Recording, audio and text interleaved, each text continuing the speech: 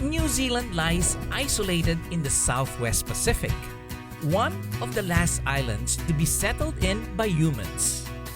It is divided into two main regions, the North and the South Island.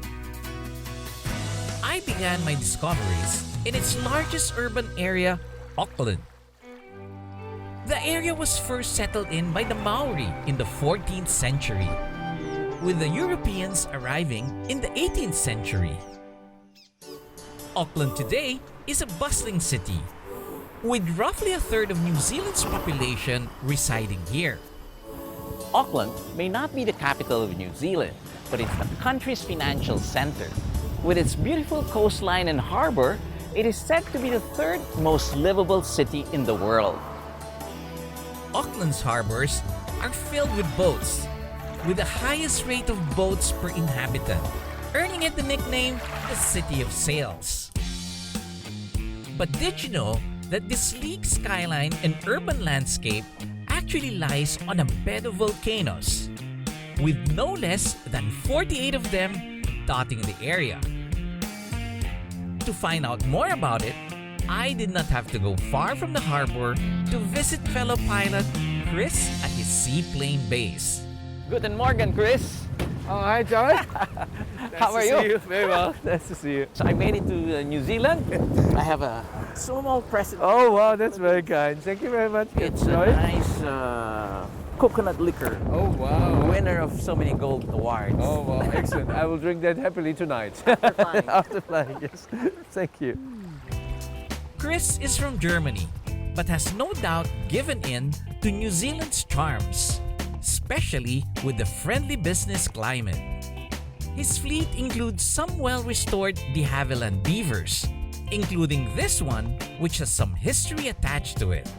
And the significance of that registration AMA is that it was the registration of the first flying boat that flew for the predecessor of Air New Zealand from Auckland to Sydney in 1940. Wow. And that flying boat was named Aotearoa, and so we named it Aotearoa 2 with the same registration as the Aotearoa. It's Roa, my family. Oh, it's Roa.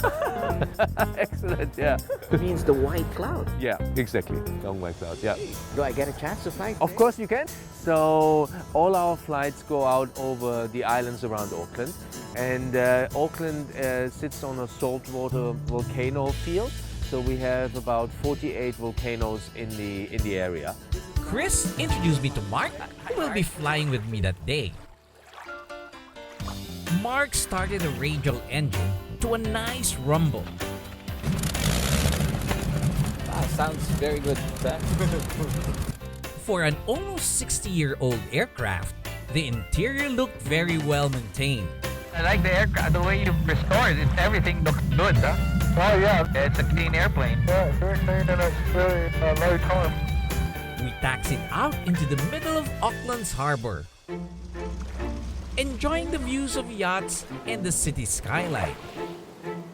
I was amazed at how smooth the radial engine was, even on idle. It does take off and land in short field, right? Oh yeah, it's pretty good on the short field, yeah. Before takeoff, Mark deploys the flaps by pumping the hydraulic lever, with the ailerons dropping as well, giving the aircraft a good stall capability. As we lifted off, it seems like a miracle that such a big, heavy plane could get off the water so quickly. The last Beaver was produced by de Havilland in 1967, but there are still quite a number of them operating until today, proving just how versatile and rugged these bush planes are.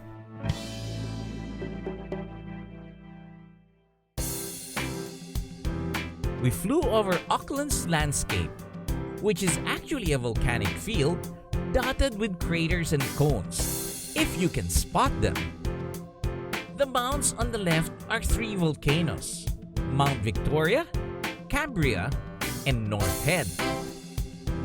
We then headed for Rangitoto Island, formed only 600 years ago. The whole island itself is a volcano, making it Auckland's biggest. Though the existing volcanoes are dormant, the pool of magma underneath Auckland is still active, which can come up and form new volcanoes anytime. It was the perfect playground for the Beaver. So Mark and I decided to do a touch and go. The floats touched down softly, skimming the waters before we were up again. Good one. After enjoying the sights, we then headed back to the harbor. With the Auckland Tower at eye level and sweeping over thousands of sails, flying in this iconic aircraft is indeed the best way to see the city.